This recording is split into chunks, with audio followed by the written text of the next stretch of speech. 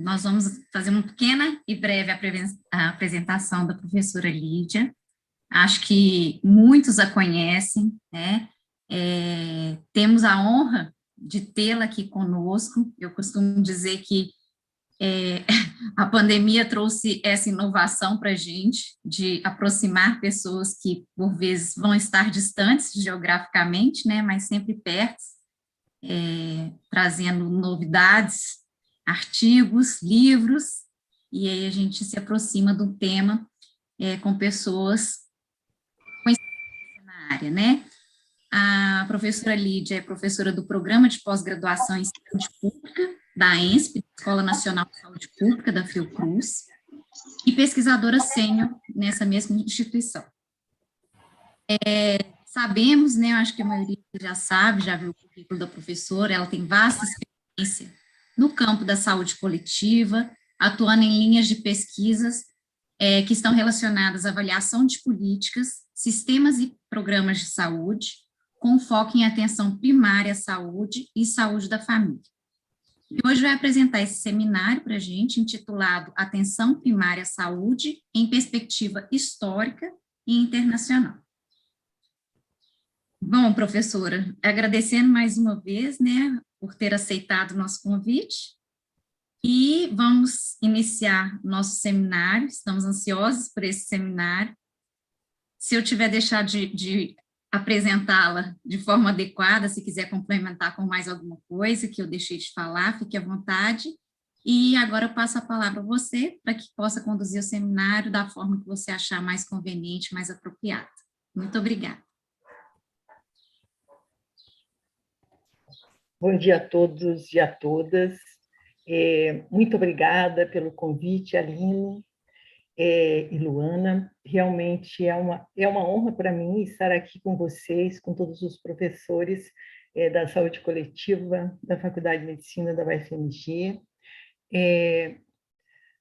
O título da minha apresentação é um pouco pomposo, vamos dizer assim, né? Perspectiva História Internacional, mas eu vou abordar brevemente essas questões. Eu tenho trabalhado, a gente tem uma disciplina que a gente oferece no segundo semestre na pós-graduação da ENSP, né?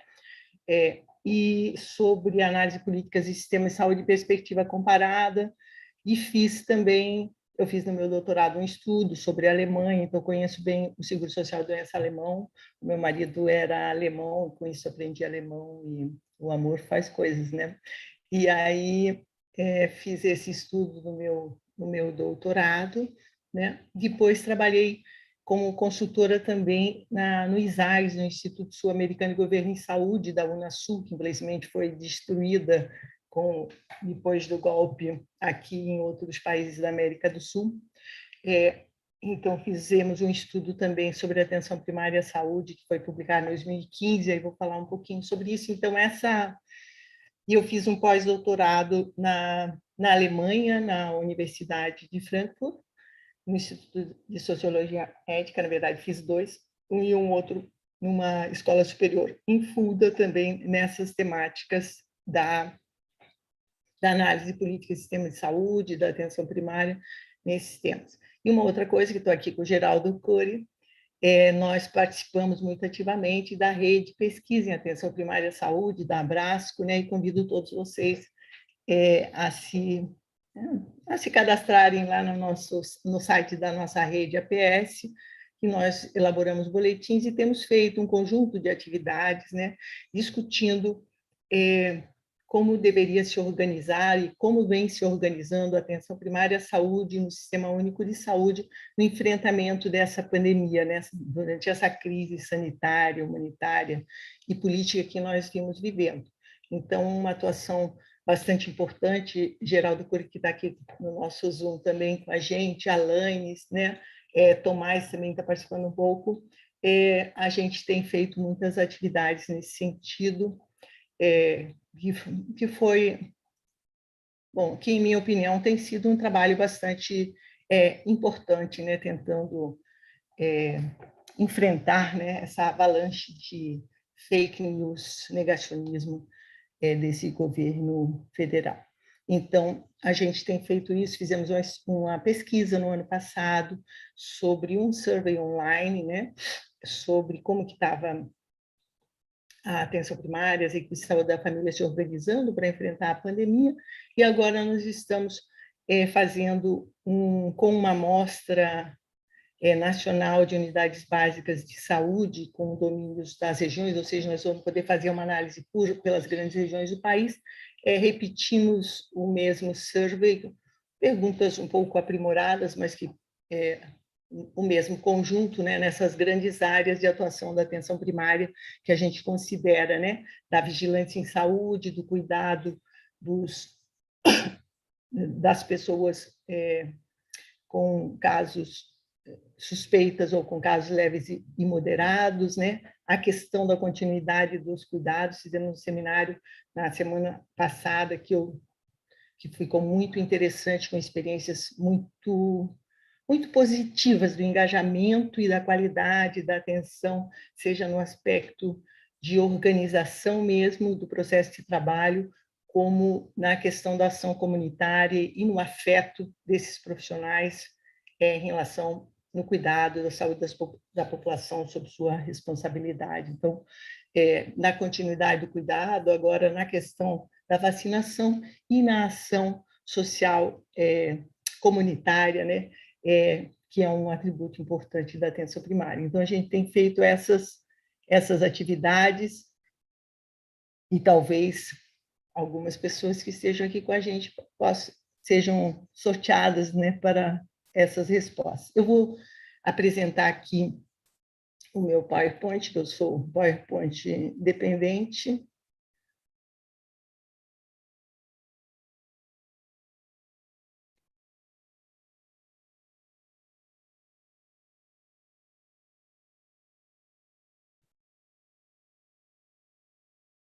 Só um momentinho.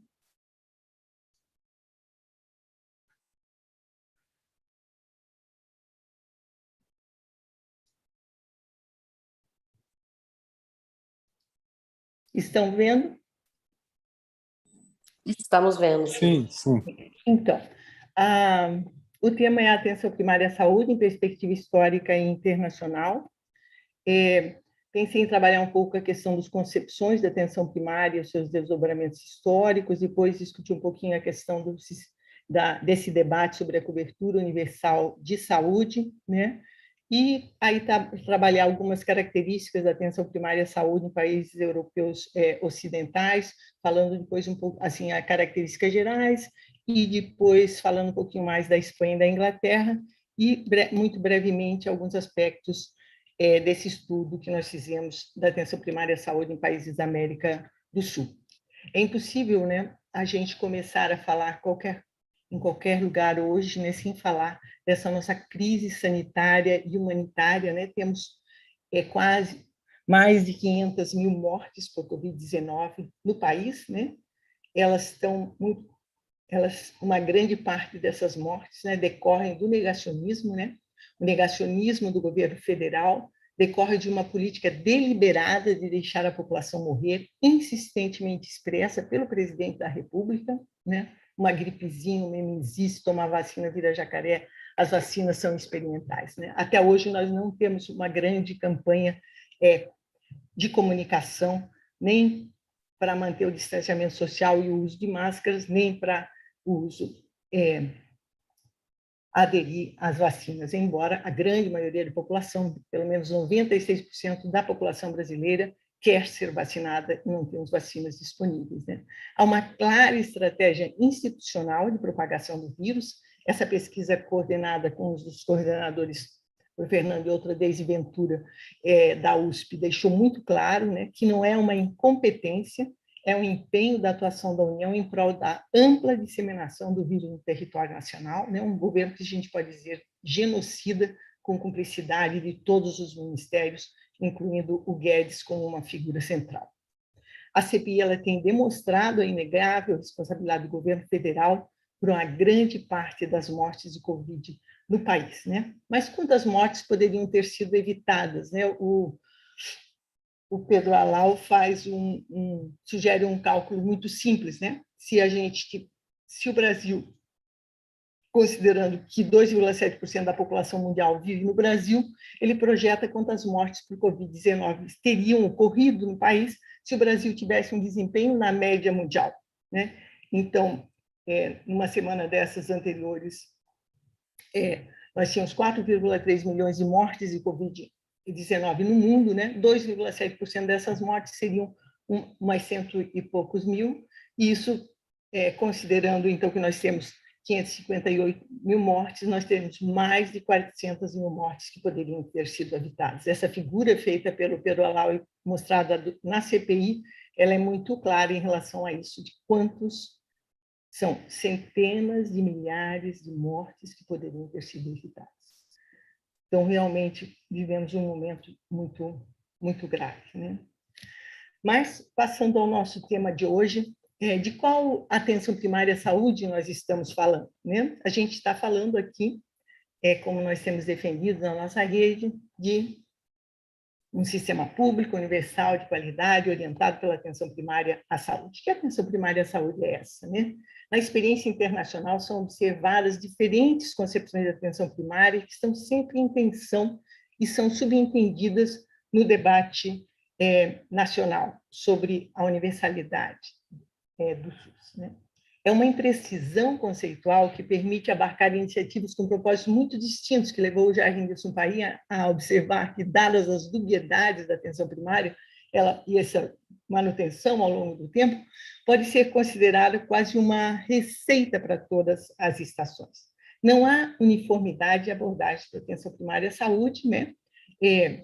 Pelo menos 4, aquele trabalho da OPAS, da renovação da atenção primária de 2005, primeira versão, ele faz uma síntese, né, pelo menos 4 grandes abordagens. Tá? Uma atenção primária seletiva, de primeiro nível, abrangente ou integral, né? E a atenção primária como uma filosofia, como processos emancipatórios na luta pelo direito à saúde dos povos. Então, a ideia, né, a concepção de atenção primária à saúde integral, ela vem na Carta da Conferência de Alma-Ata, de 78, né, que é uma estratégia para organizar os sistemas de atenção à saúde e para a sociedade promover a saúde, né? Se refere, então, ao modelo assistencial e de organização do sistema de saúde, e que tem alguns componentes essenciais, né? O acesso universal, com base nas necessidades de saúde e uso de tecnologias apropriadas e efetivas. Então, a atenção primária é parte de uma rede, né, de um sistema integrado de saúde. O imperativo de enfrentar os determinantes sociais da saúde, né? Então, a saúde é inseparável do desenvolvimento econômico e social, isso é um componente importante, e para isso é necessário, então, ter uma ação coordenada e intersetorial para a promoção da saúde nos territórios, né? E outro componente fundamental da atenção primária integral é a questão da participação social. Então, tem um componente territorial, componente de integração ao sistema de saúde, a abordagem no sentido de enfrentar a determinação social dos processos de saúde e enfermidade, né? E culminou aí com a Afghan Mahler, depois, no ano seguinte, na Assembleia Mundial da Saúde, desse lema, né, da saúde para todos no ano 2000. É um contexto muito distinto do atual, né? Tinha um embate entre a influência da União Soviética e da China, e acaba sendo realizada no Cazaquistão, né? Almaty era a capital do Cazaquistão, uma das repúblicas socialistas soviéticas, e nesse contexto da Guerra Fria também essa conferência Alma-Ata, alguns autores trabalham nessa questão histórica, e mostra que ela é a última de um conjunto de conferências da Organização das Nações Unidas, né, que buscava a constituição de uma nova ordem econômica internacional, com redução das desigualdades entre os países, né? Tinha um movimento dos países não alinhados, e era um período também das independências, da descolonização de países na África, né? Foi uma grande conferência com representação de muitos países, o Brasil não participou. Após a Alma-Ata, no contexto internacional, há um embate entre uma primary health care, que é uma visão holística integral, e uma selective primary health care, né? Então, teve uma discussão crítica entre agências internacionais. Logo no ano seguinte, teve uma reunião naquele centro da Fundação Rockefeller, em Bellagio, com uma participação importante do Unicef, né, em que se discute que a Alma teria um conteúdo muito revolucionário, muito abrangente, pouco propositiva e de difícil implementação, né? E se cunha aí, então, a questão de uma atenção primária à saúde seletiva, um programa seletivo com cesta restrita de intervenções que seriam custo-efetivas, né? Limitada à atenção materno-infantil e doenças infecciosas e focalizada em populações em extrema pobreza. E na sua implementação, em geral, teve uma resolutividade muito restrita, né? Essa estratégia, que era supostamente interina, foi adotada por agências internacionais e se difundiu. É claro que esse conjunto de ações custo-efetivas, TRO, desenvolvimento infantil, acompanhamento do desenvolvimento infantil, ou que aí a GOB e os três Fs, né? Em que inclui, inclusive, a alfabetização feminina, já que esse é um dos fatores que se provou muito importante na redução da mortalidade infantil, seriam complementares ou em contradição em alma ata, né? Isso levou, essa implementação de uma atenção primária à saúde muito seletiva, levou o Mário Testa, um planejador estratégico democrático participativo argentino aqui da medicina social da América Latina, que eu estudei no meu mestrado, a se perguntar se seria uma atenção primária à saúde. Seria uma atenção primária ou primitiva da saúde, né? Então, ficava muito nessa questão de uma medicina pobre para pobres. E nos anos 90, essa concepção foi incorporada completamente às reformas neoliberais. O relatório do Banco Mundial de 1993 prescreve, de fato, programas focalizados e seletivos em saúde, com responsabilização governamental apenas por uma cesta restrita de baixo custo. Então, foi essa abordagem que foi apresentada e teve uma difusão muito importante também, a influência do Banco Mundial aqui na América Latina, na América do Sul. Uma outra concepção é uma atenção ambulatorial de primeiro nível, né? Serviço de primeiro contato do paciente com o sistema de saúde, direcionados a cobrir as afecções mais comuns e resolver a maioria dos problemas de saúde de uma população, incluindo amplo espectro de serviços clínicos e, por vezes, ações de saúde pública, que é uma concepção que está presente nos sistemas universais de proteção social à saúde dos países europeus, né? Ela não é seletiva no sentido que não é restrita a esse primeiro nível ou uma cesta restrita, pequena cesta de alguns tipos de serviços, né? E nesses países está articulada a um sistema universal, em geral, solidário, de financiamento solidário com redistribuição. É centrada em médicos generalistas ou com especialidade em medicina, família e comunidade, né?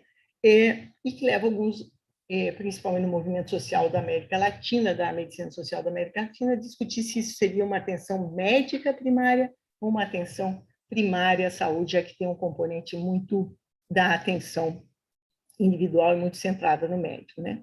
Mas é certamente que ser o serviço de primeiro contato e porta de entrada preferencial, que garante atenção oportuna e resolutiva, são também atributos imprescindíveis de uma atenção primária à saúde, como no Sistema Único de Saúde, e ela cumpre com parte desses atributos de uma atenção primária robusta, né, do primeiro contato, a longitudinalidade, a integralidade, a coordenação e o foco na família, mas não com a orientação comunitária e a participação social, como a gente vai ver nos nossos exemplos, né?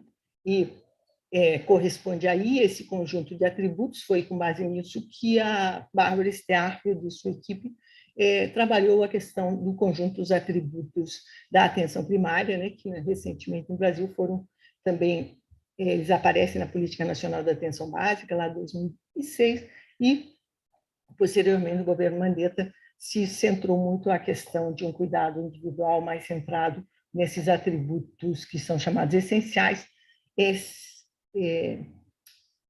abolindo quase a questão dos atributos derivados das três orientações, né? É claro que esses são atributos fundamentais também na atenção primária integral, né, do primeiro contato, de acompanhamento ao longo da vida, de um elenco abrangente de ações e uma coordenação que é uma dificuldade muito importante em todos os países, né, das diversas ações quando prestadas por outros serviços, né, já que para as doenças crônicas é necessário, em geral, acessar um conjunto de serviços que merece uma coordenação.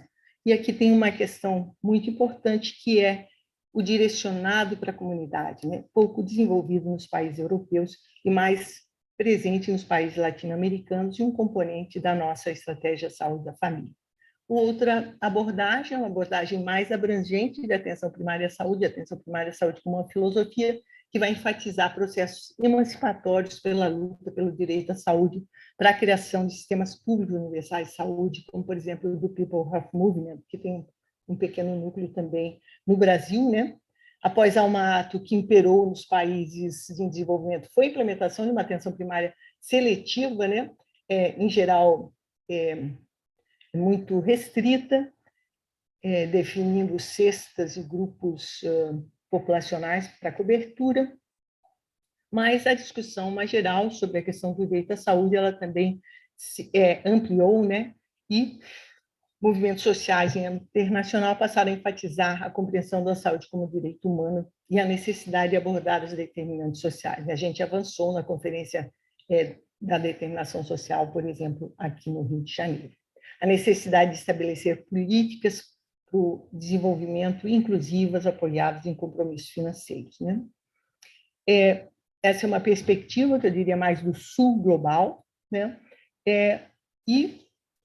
O People Health Movement tem realizado as Assembleias Mundiais da Saúde, né? Por exemplo, como a quarta foi realizada em novembro de 2018, que eu pude participar a convite do SEBS e da ALAMES, né? Que teve o objetivo de avaliar criticamente os processos políticos de saúde global e no nível local, que reuniu lá em Bangladesh movimentos sociais de todo mundo, mostrando essa diversidade de abordagens, de lutas, né, globais pelo direito à saúde mais geral. Um outro componente desse processo das concepções de atenção primária importante, embora a Conferência de Astana ou a sua carta possa não vir a ter repercussões tão importantes como a Alma Ata, né, que tem mobilizado corações e mentes até hoje, né?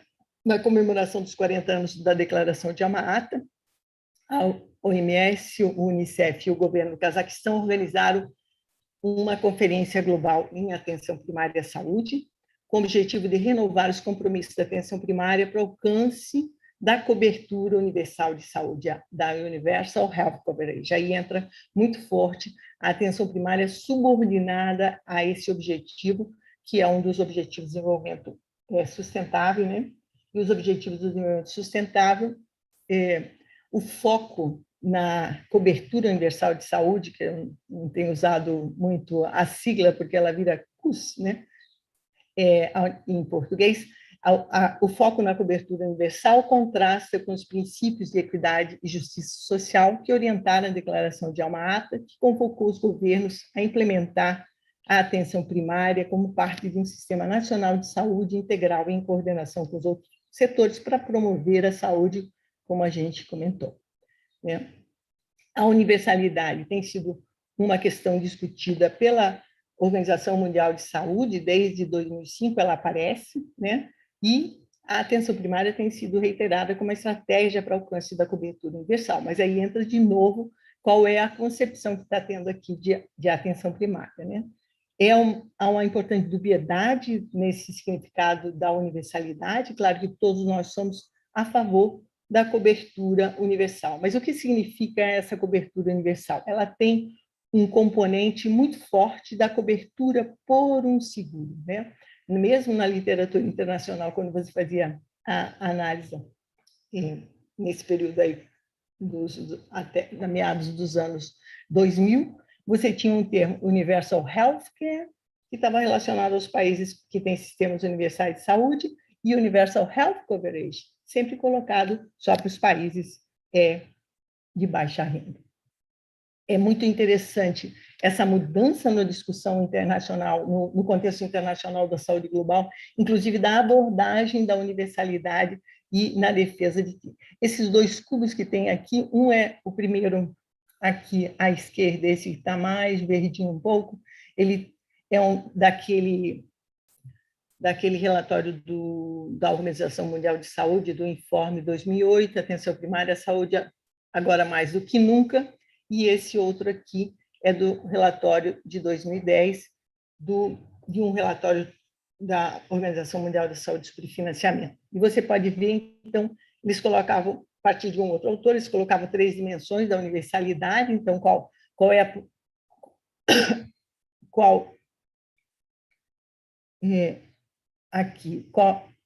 proporção da população que está coberta com financiamento público, qual é a profundidade e abrangência, em que nível e proporção todos os serviços estão cobertos, e aqui no meio você tem, então, gasto público em saúde. Qual é a proporção da população dos gastos públicos em saúde e nos gastos totais em saúde no país? Seriam importantes indicadores da cobertura universal, né? A gente tem trabalhado na América Latina e na própria OPAS com o tema do acesso universal. E aqui a gente vê, então, que aqui é gasto público em saúde, aqui no meio desse cubo, e aqui ele vira, então, aqui fundos comuns. Então, muda a concepção de uma abordagem, que é uma abordagem de cobertura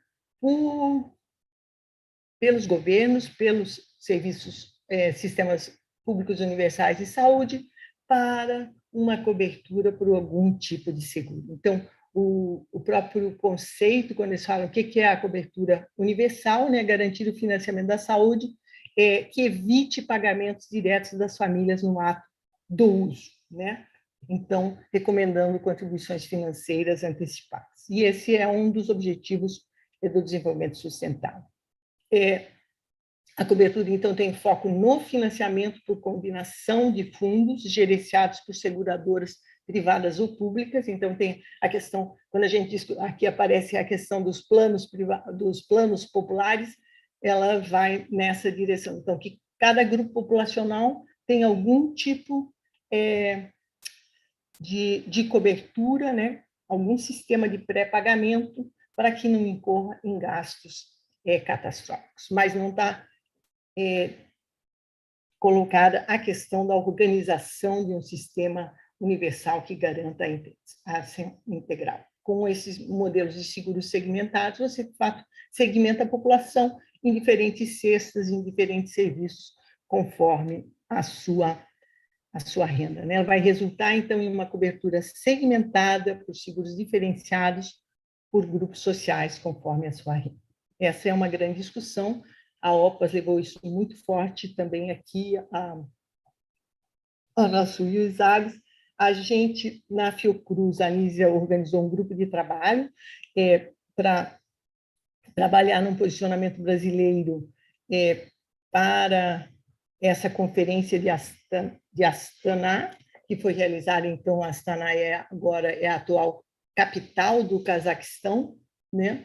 E um documento que foi publicado também, né, na revista Cielo, tem aqui o link, Atenção Primária e Sistemas Universais de Saúde, Compromisso Indissociável e Direito Humano Fundamental. Essa conferência foi em 2018, aí no governo Temer, meados do golpe, né, e tinha ainda uma certa articulação com a assessoria internacional do Ministério da Saúde, e esse documento foi discutido no Conselho Nacional de Saúde, então foi o posicionamento do Brasil para isso, que teve também uma intervenção na discussão da própria declaração de Astana, tentando avançar nas questões da justiça social e do direito universal da saúde, com algum sucesso, né?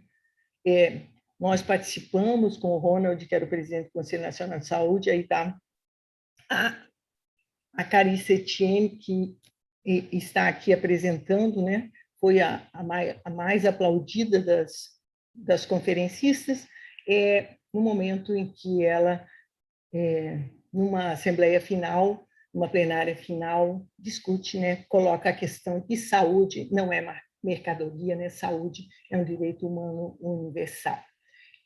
O nosso documento foi distribuído para todo o grupo de representações da América Latina, e a estratégia Saúde da Família, na abertura, com aquele atum, foi apresentado todos aqueles mapinhos azuis assim do avanço da cobertura pela estratégia de saúde da família como um exemplo muito exitoso de avanço em termos do acesso universal ao serviço de saúde nessa assembleia, nessa conferência de Astana. Ela certamente pode ser um referente internacional, essa declaração, né, mas tem muitas ambiguidades e lacunas, né? A análise das linhas e entrelinhas da declaração e dos termos empregados mostra o que está em disputa, né? Nessa discussão entre os países, que a gente acompanhou um pouco da conformação de como se posicionava cada um dos países, via muito bem a posição, por exemplo, dos Estados Unidos, quando tinha justiça social, tirando social, quando tinha gênero, mudando para sexo. Inclusive, tem o único nota de rodapé dos Estados Unidos contra os direitos sexuais e reprodutivos, né? Ela não refere justiça, ela refere justiça sem o adjetivo do social, né? Uma vez que justiça social implica necessariamente em redistribuição da riqueza, né? Mas, de todo modo, dependendo da situação em que nos encontramos, né? De mais ou menos retrocesso, ela afirma veementemente o compromisso com o direito fundamental de todo ser humano à saúde, que os governos e sociedades que priorizem a saúde e o bem-estar e promovam e protejam a saúde mediante sistemas de saúde sólidos, né?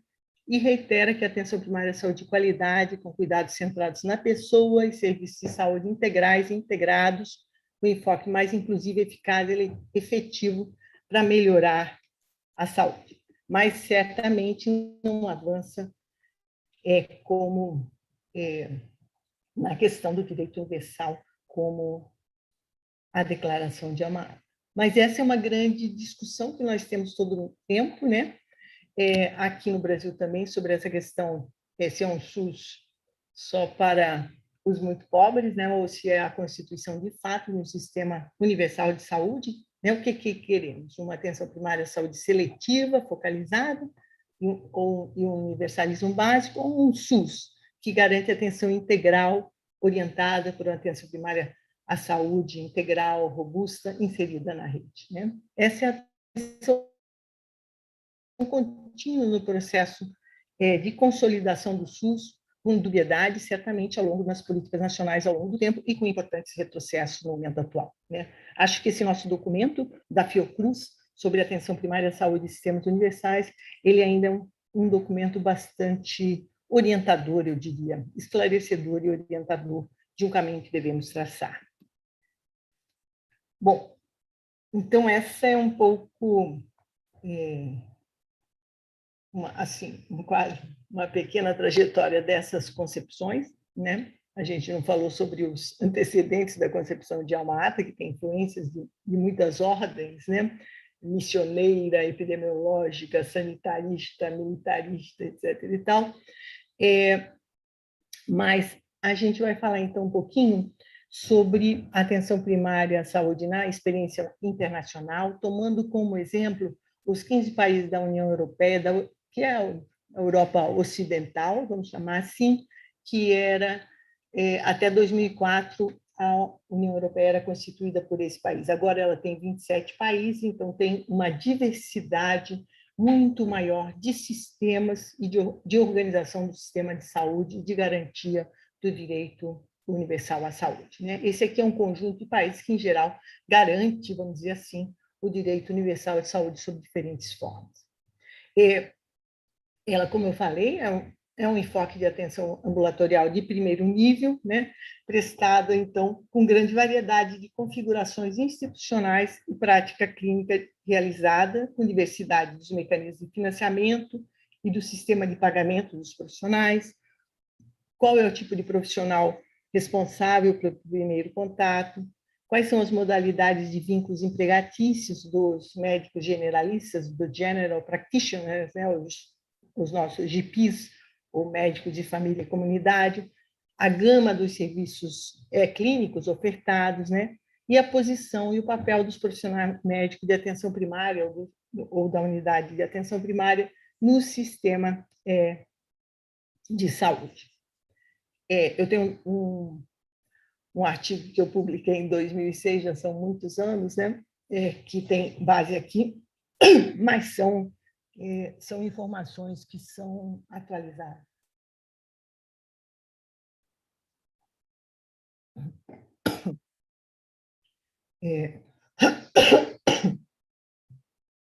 Então, o financiamento da atenção primária, é claro que ele vai depender do tipo de financiamento do sistema de saúde, né, que está relacionado com a modalidade de proteção social à saúde. Então, nós temos basicamente dois tipos principais, né? Um Serviço Nacional de Saúde, que a gente, o modelo beveridiano, que a gente chama, né, porque se informa pelo National Health Service da Inglaterra, principalmente, né, pelo modelo, então, beveridiano, que são os Serviços Nacionais de Saúde, que têm financiamento fiscal, né, financiado por impostos gerais, em geral, com maior progressividade, né?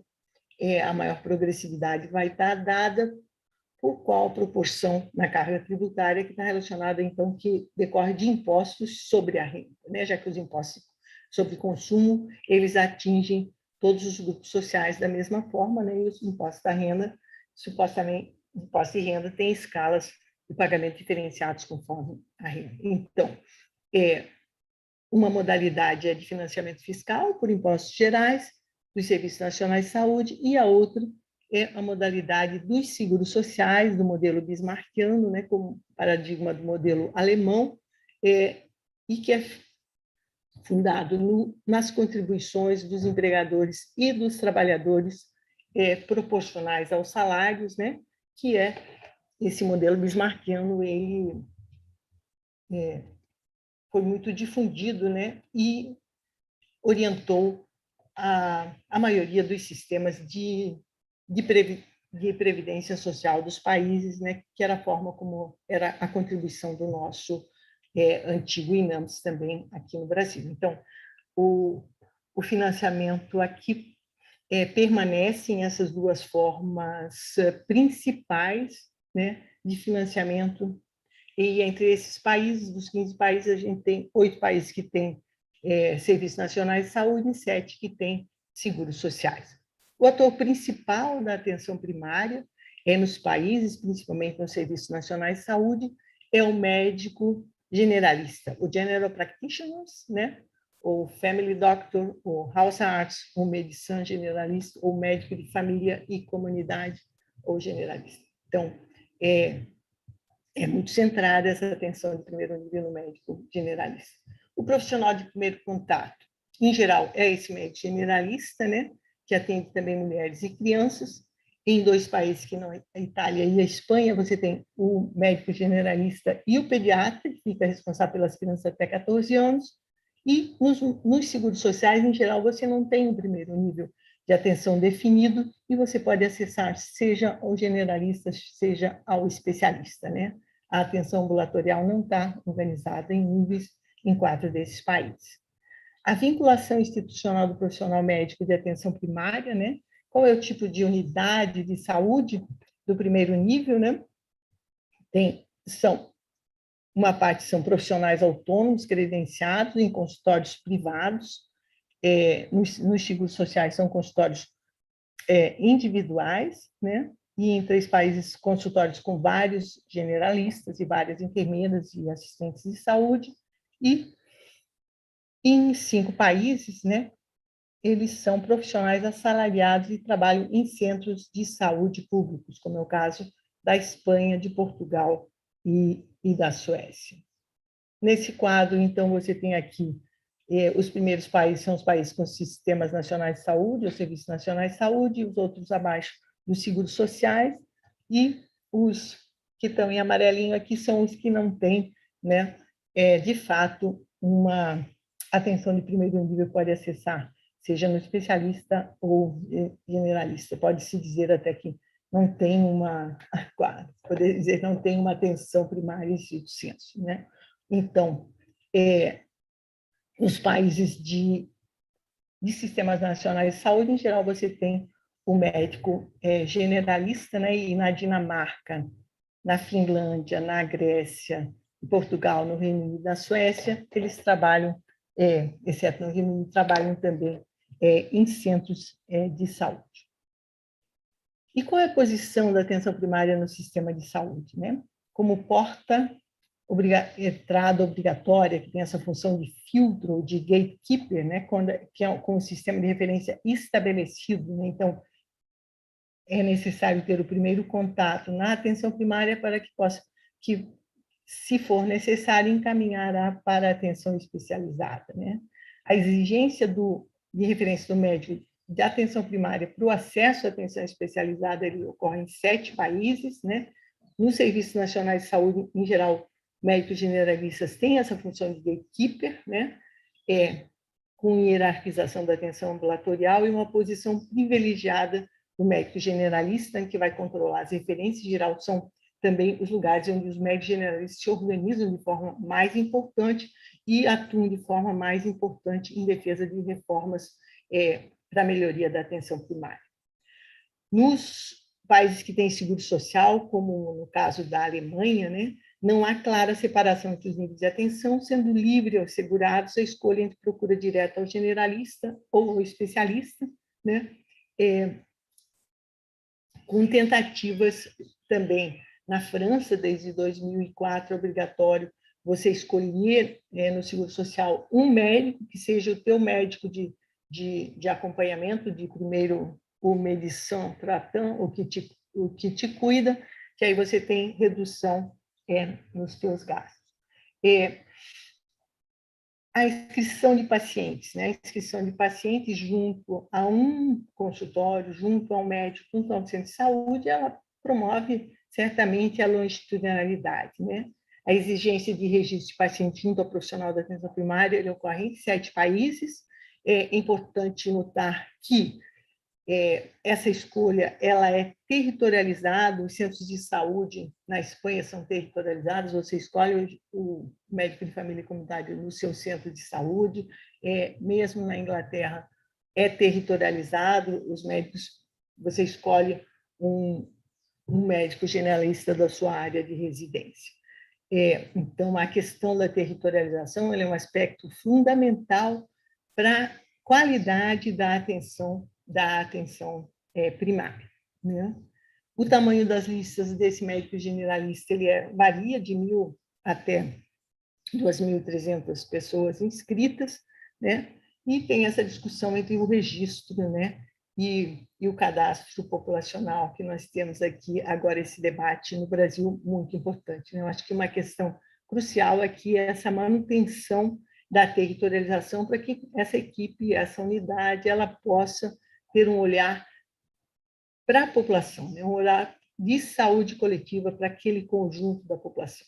Também as visitas domiciliares, por exemplo, né, nesses países a questão da territorialização também está colocada pelas visitas domiciliares, porque se não for numa área de abrangência possível, não há como fazer visitas domiciliares para lugares muito distantes dentro do período de trabalho ali na clínica, né? Então, a questão do território ele é fundamental para poder ter uma ação comunitária, para poder ter uma articulação com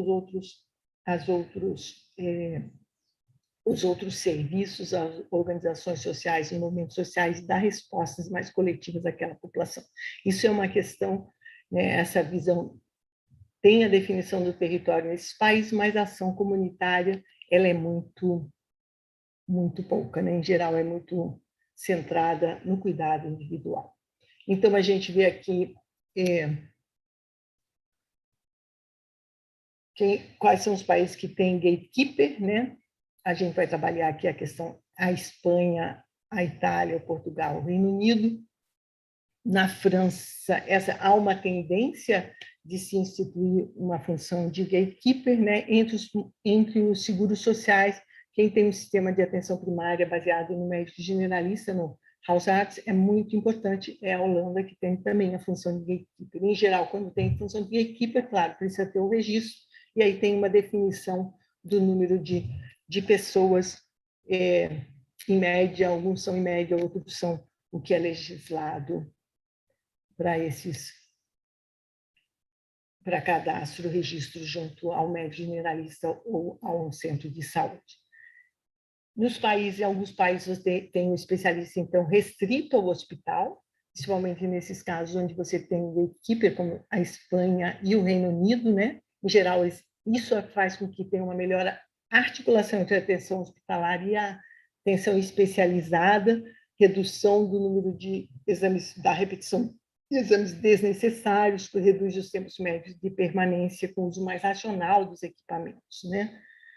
O copagamento é presente em 8 desses 15 países, o copagamento na consulta, em geral, uma taxa não muito elevada, em Portugal era 2,5 euros, depois passou para 5 euros com as políticas de austeridade impostas pela Troika, lá, né, pelo Banco Central, Comissão Europeia e o FMI.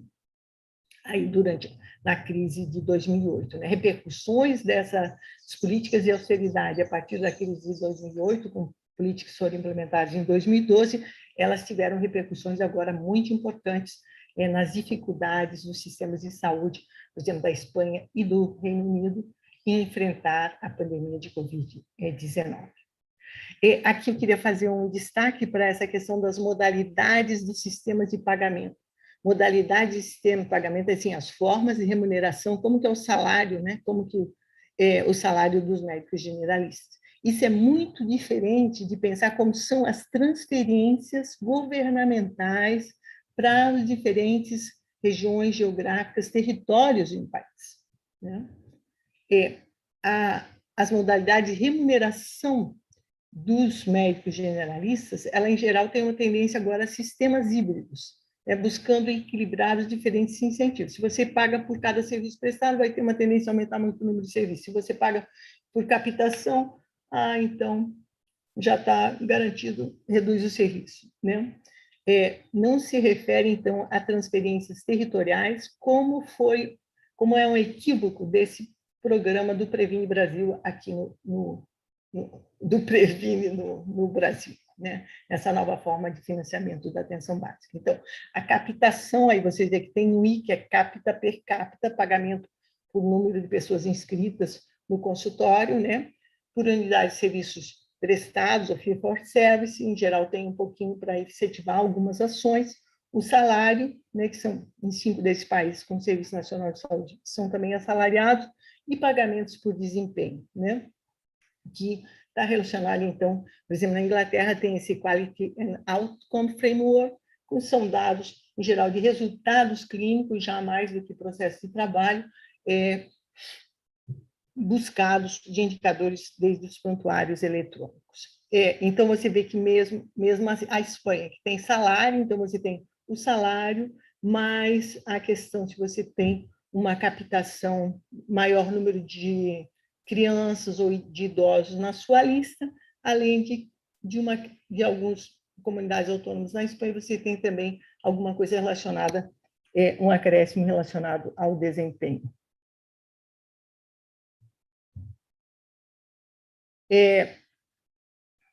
Passando, então, agora ao Sistema Nacional de Saúde da Espanha, né?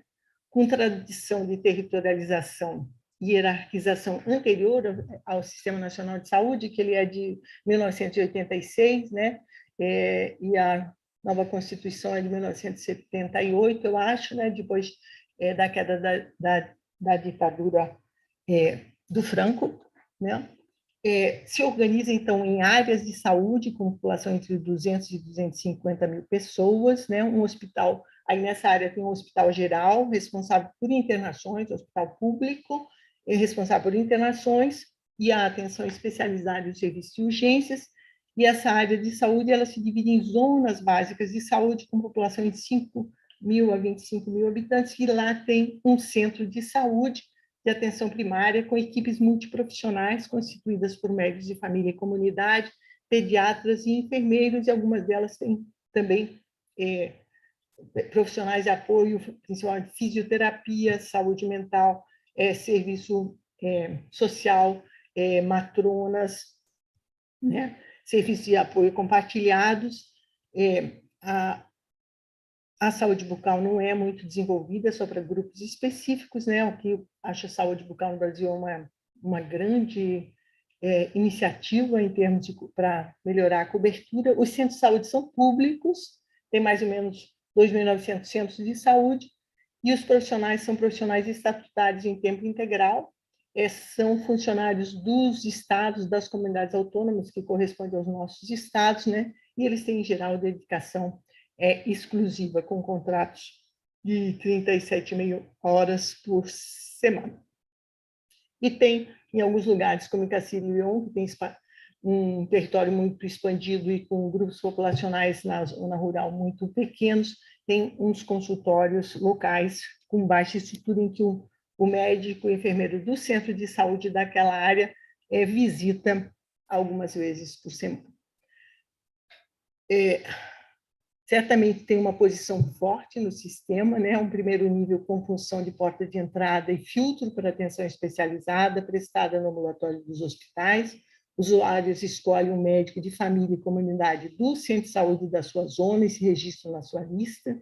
As listas são listas do médico de família e de enfermeiras, também tem a lista, em geral são médico de família e enfermeira atuam como uma pequena equipe para o mesmo conjunto de pacientes, né? E tem também o pediatra, que é responsável por até 700 crianças. A reforma da atenção primária do Sistema Nacional de Saúde ela antecedeu a própria instituição do Sistema Nacional de Saúde. Antes tinha um seguro social de enfermidade, para os trabalhadores,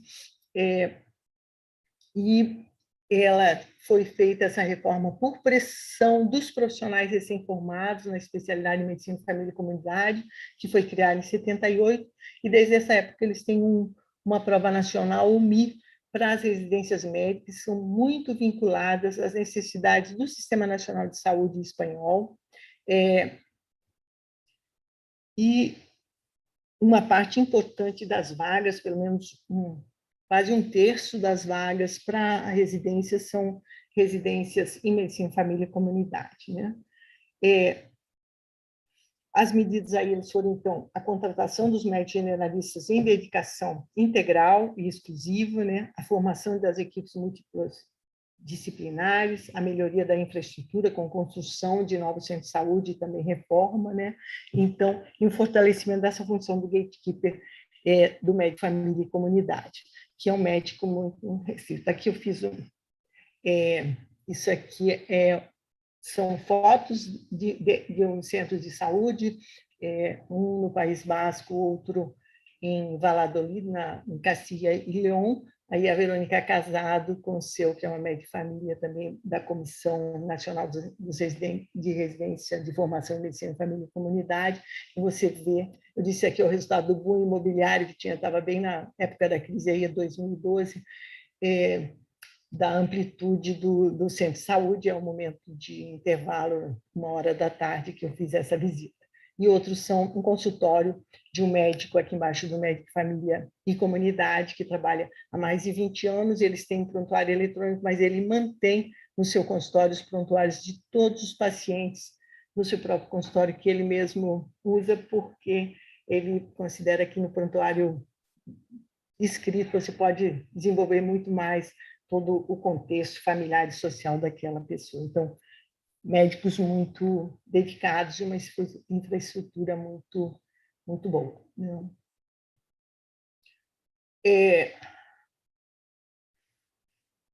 Na Inglaterra, então, quando a gente fala do Reino Unido, são 4 nações, eu falo principalmente, então, da Inglaterra, que é a parte que é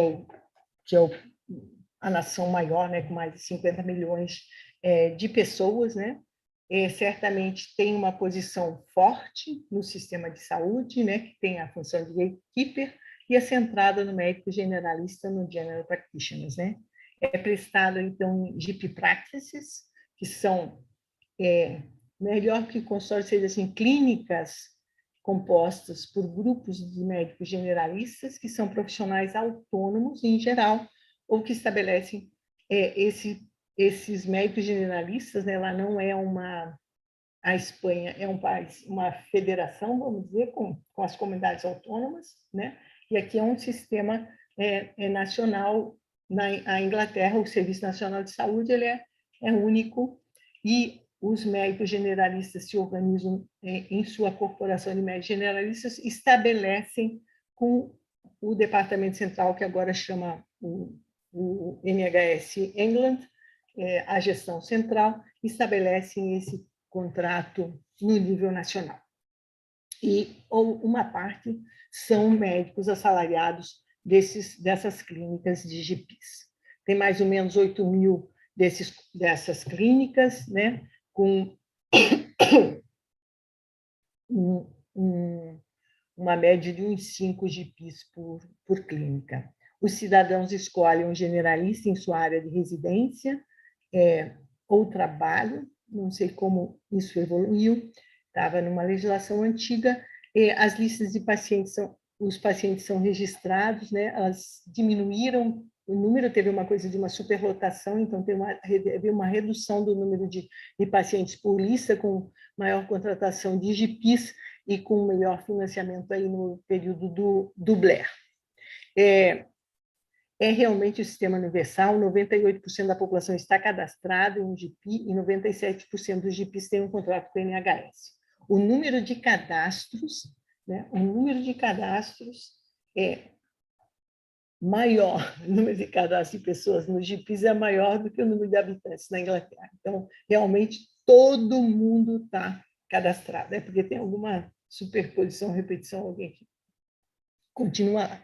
Então, realmente, está todo mundo cadastrado. Não é que nem essa mudança no financiamento do Previne, que tem recursos só para cadastrar uma parte da população, né, que não agregou nenhum recurso a mais. É o serviço do primeiro contato, prover ações preventivas, imunização, diagnósticos, curativos, cuidados de casos agudos e crônicos, né? E as equipes têm médicos, enfermeiros, fisioterapeutas, assistentes de atenção à saúde, administradores. 25% mais ou menos dos estudantes de medicina escolhem ser um GP. Aqui são um centro de saúde de atenção primária lá em Londres, que a gente visitou também em 2012 no pós-doc, e aqui uma conversa com a Jenny Popai, uma professora lá em Lancaster, quando estava sendo feita uma reorganização da atenção primária com a constituição do Clinical Commission Groups, né, os grupos de contratualização de atenção primária, e que um dos gerentes de um desses grupos estava nos apresentando essa proposta. Tem uma característica muito importante aqui, das enfermeiras, que assumem cada vez mais ações que tradicionalmente eram realizadas pelos médicos, que podem, inclusive, prescrever, né? Então, tem as enfermeiras com diferentes funções. Eu tive uma aluna pós-doutorado, a Beatriz Toso, que fez um trabalho sobre isso. No primeiro momento foi a gente descobrir na revisão da literatura aqueles inúmeros nomes dados das enfermeiras para a gente entender como que eram. Então, eles têm, nas clínicas de atenção primária, você tem as enfermeiras gerais, as practice nurses, que realizam os procedimentos de prática clínica das ações de enfermagem mais comuns, coletam exames, fazem eletrocardiograma, cuidam de feridas, fazem imunização, planejamento familiar, saúde sexual, etc.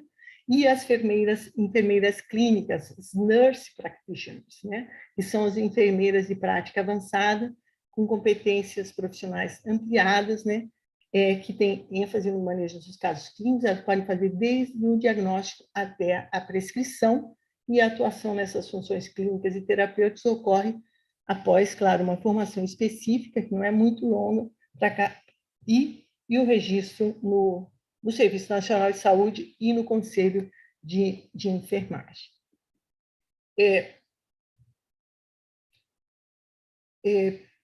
A questão da atenção primária à saúde e à pandemia, né? Não tem como não falar sobre essa questão. O Reino Unido certamente registrou uma das maiores taxas de mortalidade por Covid, né, com problemas importantes da resposta governamental, né? A gente viu que os países que respondem melhor não é uma questão só do sistema de saúde, mas também da atuação do governo como um todo, né? Então, teve demora na implementação das medidas de distanciamento físico por negacionismo, né? Também um governo de direito e defesa do rápido alcance de imunidade de rebanho. No início defendeu isso e depois descartou, né? O próprio primeiro-ministro teve Covid e isso uma má coordenação com as autoridades locais e as equipes de saúde pública e uma má coordenação entre as 4 nações, a Escócia, a Irlanda do Norte, País de Gales e Inglaterra, né? Que cada um tem o seu Serviço Nacional de Saúde. A saúde pública nessa reforma aí de austeridade de redução de gastos importante que teve em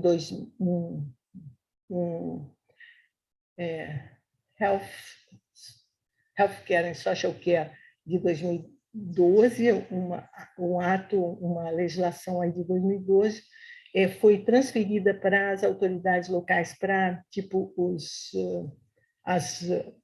governos municipais, não é exatamente esse nome que usam lá, mas esses governos municipais, com uma fragmentação, então tiveram importantes problemas de comunicação, né? Tinha uma capacidade diferente, por exemplo, na Alemanha, que tinha uma oferta muito ampliada, né? Uma capacidade ociosa quase zero, né? Para esse grandimento da demanda após anos de austeridade, né? Existem menos médicos e enfermeiras por habitantes do que outros países de alta renda comparável, né?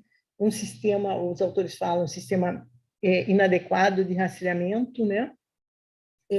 Teve uma privatização na questão da testagem, do rastreamento, com muita fragmentação, com barreiras para a integração do sistema de informação, as autoridades locais não tiveram acesso, daí dado também essa privatização, a dados de testes locais organizados centralmente até junho de 2020, e tem uma baixa capacidade de testagem inicial, como todos os países também teve uma indisponibilidade dos equipamentos de proteção individual no começo, e como estão nessa questão do Brexit, de sair, né, a saída da União Europeia, se negaram a participar de uma licitação conjunta da União Europeia, tiveram problemas e equívocos sobre a alta hospitalar, teve essa questão da morte de pacientes em lares de idosos, foi muito elevado, assim, também na Espanha, na Inglaterra e também na Itália, né?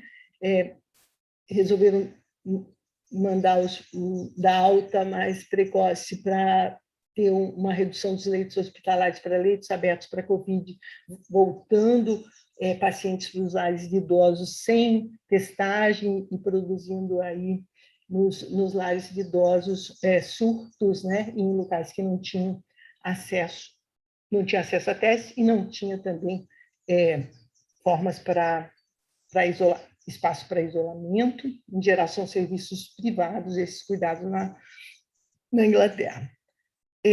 A questão da redução dos atendimentos em atenção primária ocorreu em todos os países, assim como no Brasil, né? Atualmente tem um importante aumento das listas de espera para procedimentos eletivos na Inglaterra, não só o cuidado primário, né? E, claro, expôs, então, fraquezas do Serviço Nacional de Saúde, com seu subfinanciamento, a falta de pessoal, baixa integração com os serviços de cuidados de longa duração dos serviços sociais, né? Mas os autores falam, né, uma rápida reorganização com engajamento muito importante dos profissionais, essa questão do ethos público dos profissionais da NHS ela é muito, muito importante, né? Milhares de profissionais aposentados da NHS retornaram ao seu trabalho para apoiar nesse aumento da demanda, né? Também mostra que a importante proteção financeira garantida pelo NHS e uma alocação de recursos que explicitamente responde a diferentes necessidades sociais e geográficas mitigou o efeito da pandemia sobre as desigualdades de saúde. Então, o sistema de transferências financeiras para as regiões ele é muito baseado nas necessidades, na oferta existente, nos indicadores de saúde, nas necessidades populacionais. É um complexo sistema de aproximação às necessidades de saúde, né, para reduzir desigualdades, promover acesso mais equitativo, né? O acesso no NHS, de fato, com todos os problemas e reformas, não depende da capacidade de pagamento, o acesso ao serviço de saúde na Inglaterra, e a redistribuição dos custos de saúde dos ricos para os mais pobres. Isso aqui é um quadro daquele Mirror, Mirror, uma comparação entre 11 países e os Estados Unidos, né, que mostra aqui na bolinha porcentagem da população de menor renda, que é essa bolinha azul clara, e da maior renda, que é a bolinha azul escura. Daqui tem algum problema de acesso por questões financeiras no último ano. Esse é um dado de 2020. Então, você vê aqui no Reino Unido, com a minha flechinha aqui grande, né? Então, a proporção mesmo entre os muito pobres é muito pequena, que tem algum problema para acessar, enquanto nos Estados Unidos, que é um sistema basicamente de mercado, você tem 50% da população pobre, mesmo 27% da população de maior renda, que uma renda média maior do que a renda média, com problemas financeiros para o acesso. Como que se organizou a atenção primária na Inglaterra, né? As clínicas de atenção primária fizeram busca ativa e desenvolveram planos de cuidados personalizados. Houve uma estreita colaboração entre os médicos generalistas e a atenção secundária. Os GPs buscaram aconselhamento especializado remoto para evitar internações e consultas especializadas presenciais desnecessárias. A atenção primária e secundária aceleraram a digitalização dos serviços de saúde, ofertando consultas por telefone e vídeo, né? E redes de atenção primária foram solidificadas com os consultórios de GPs trabalhando em conjunto. Na maior parte dos países, como eu estava falando, né, os médicos de atenção primária estiveram na linha de frente da resposta à pandemia, né, foram deslocados e, em muitos casos, foram deslocados e auxiliaram no centro de avaliação de casos, assim como, por exemplo, em Madrid, muitos profissionais da atenção primária foram deslocados para os hospitais de campanha, reduzindo, então, a atenção e a continuidade de cuidar na atenção primária como um problema, né? Adiaram acompanhamentos de rotina em seus consultórios, oferecendo aos pacientes avaliações remotas por telefone, e-mail e videoconferência, e os serviços não Covid diminuíram com redução de coberturas vacinais e aumentos de mortes por outras causas. Eu vi outro dia naquele gestor, por exemplo, no Brasil, que é aquele indicador de vacinação que está no Previne, a cobertura das duas vacinas é só 50% no Brasil no último ano. Então, com graves problemas também aqui no Brasil. Já está... Eu acho que a gente poderia avaliar... Posso fazer mais uns 5 minutos? Acho que não vai dar tempo para essa apresentação com a parte da América Latina, já estamos 11h15. Eu posso falar só mais uns 5 minutos para finalizar, e daí a gente passa para a discussão. O que vocês acham? Ótimo, pode ficar à vontade, professora. Tá, Aline? Né? Vou fazer muito rápido, então, assim, só um pouco dessas tendências. Tem uma tendência na questão da função de estabelecer função de gatekeeper, né? Que é uma função importante para a coordenação, mas não é suficiente. A coordenação é muito mais desenvolvida nesses países, né? Tem uma tendência à expansão do elenco de ações dos profissionais da atenção primária, com a ampliação das funções clínicas,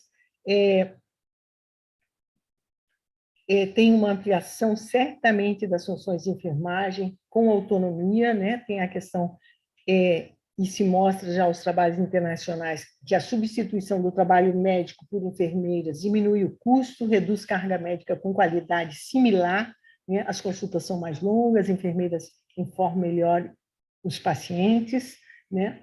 Então, isso é muito desenvolvida no Reino Unido.